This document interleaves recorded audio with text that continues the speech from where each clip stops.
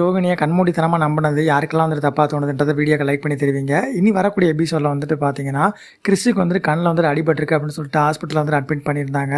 நம்ம ரோகிணிக்கு வந்துட்டு அது தெரிஞ்சு வந்துட்டு அவங்கள ஹாஸ்பிட்டலில் இருந்து தங்க சொல்லியிருந்தாங்க. ஆனால் நம்ம முத்துவன் மீனா அவங்க கூடயே இருந்து எப்போ வந்து டிஸ்சார்ஜ் ஆகுதுன்னு கேட்டப்ப, இன்னும் 2 நாள் வந்துட்டு ஆகும், கெட்ட பிரிச்சதுக்கப்புறம் தான் சொல்ல முடியும்னு சொன்னதும், 2 நாள் வந்துட்டு எங்கள் வீட்லேயே வந்துட்டு தங்கிடலாம்ல அப்படின்னு வந்துட்டு சொல்லிட்டு கிறிஸ் வந்துட்டு இங்கேயே வந்து கூட்டிகிட்டு வந்துட்டாங்க.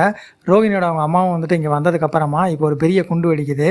என்ன அப்படின்னா, கிறிஸ் வந்துட்டு பார்த்தீங்க அப்படின்னா, நம்ம ரோகிணியை வந்துட்டு அவங்க அத்தைன்னு வந்துட்டு சொல்லிக்கிட்டு இருக்காங்க.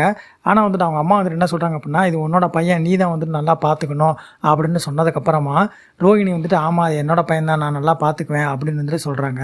ஆனால் வந்துட்டு நம்ம விஜயாவுக்கு இதோட விஷயம்லாம் வந்துட்டு தெரியாது. ஏற்கனவே வந்துட்டு போய் சொல்லியிருந்தாங்க, எங்கள் அப்பா வந்துட்டு பார்த்தீங்க அப்படின்னா சிங்கப்பூர் ஜெயிலில் வந்துட்டு இருக்கிறாங்க அப்படின்னு சொல்லிட்டு.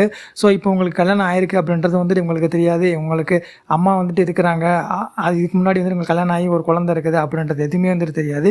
இதெல்லாம் தெரிஞ்சது அப்படின்னா மனோஜ் வந்துட்டு பார்த்தோம் அப்படின்னா என்ன ஒரு ஆக்ஷன் எடுக்க போகிறாரு அப்படின்றது வந்துட்டு தெரியல. அது மட்டும் இல்லாமல் இவங்க ஃபேமிலியில் வந்துட்டு எப்படி ரியாக்ட் பண்ண போகிறதுன்றது தெரியல. உங்களோட கருத்துக்கள் எதுவாக இருந்தாலும் மறக்காமல் கான்பாஸ் பண்ணி பண்ணுங்கள்.